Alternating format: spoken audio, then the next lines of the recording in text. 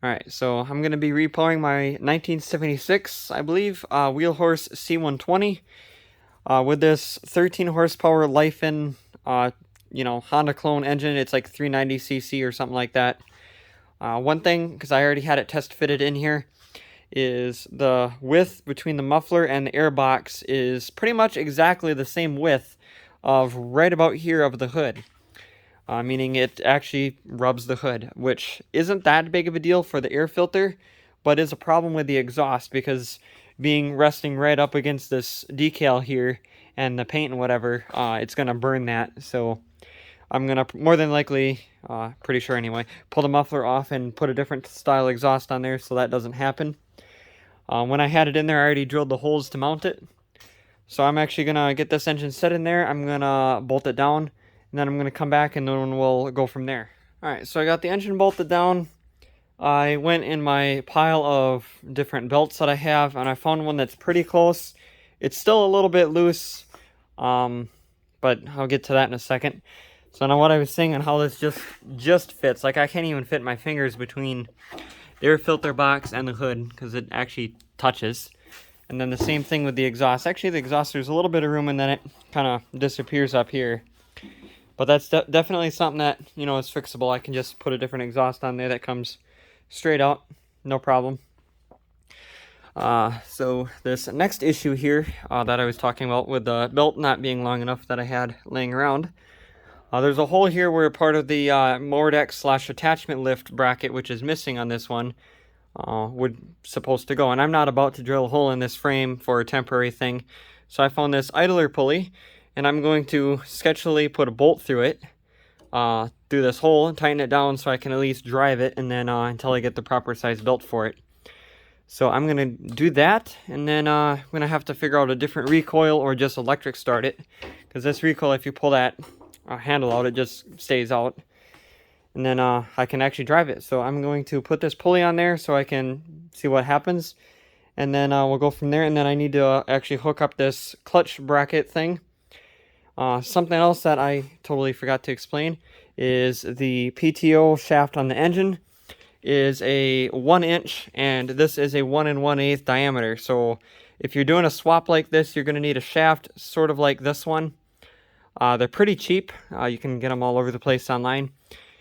Basically, just take the pulley apart, take it off, and then just put it back on there the same way that you took it off with that adapter sleeve in there.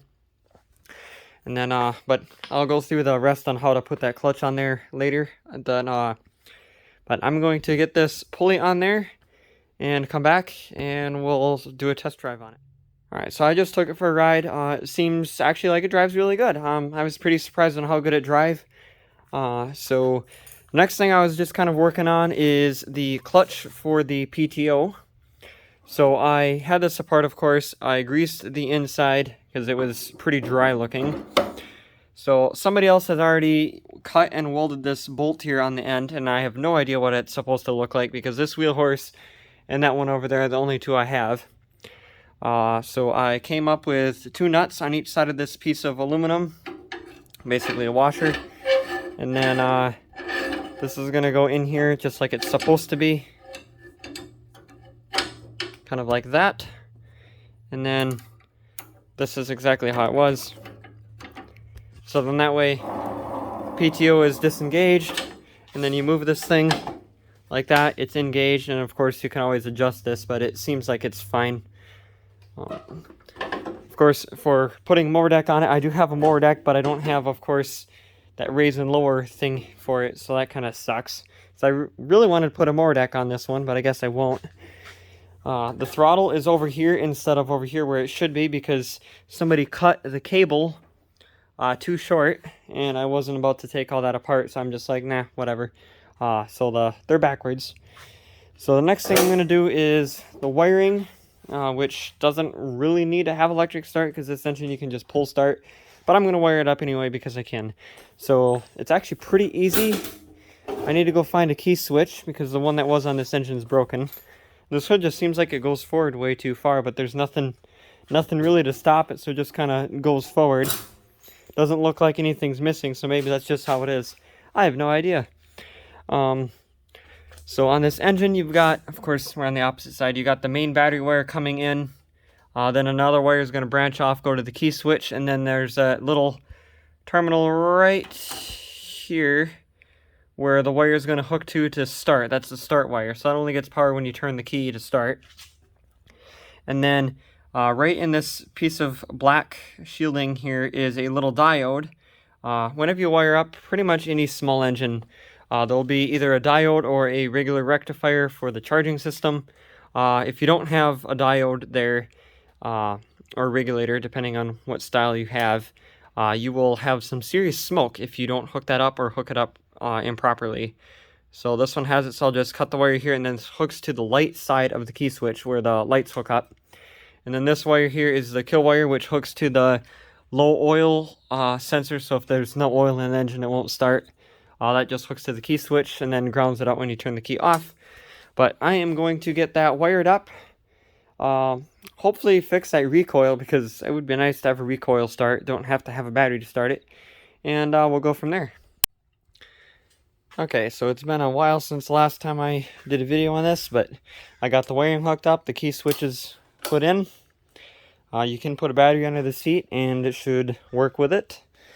It's all tied up as nice as I can. It goes through the dash, key switch.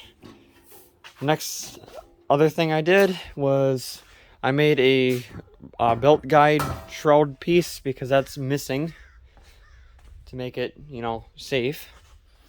And then I also painted the recoil, or the fan shroud, and I found a different recoil that wasn't, had a broken spring. The other one had a broken spring.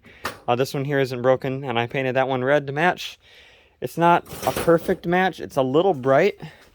I just painted this last night, so hopefully it'll fade a little bit, but it is what it is, I guess. At least it's better than the blue that it was.